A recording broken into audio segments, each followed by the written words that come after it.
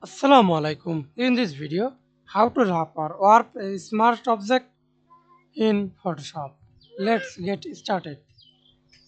See this normal shape, right click, convert to smart object and press Ctrl T, or right click,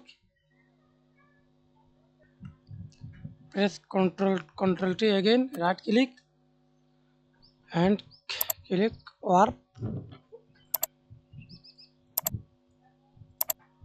again, press Ctrl T, right click,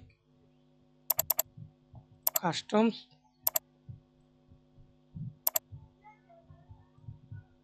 OK. Okay, and not working this warp a smart object. Select again shape, right click, raster as layer. Then press Ctrl T or any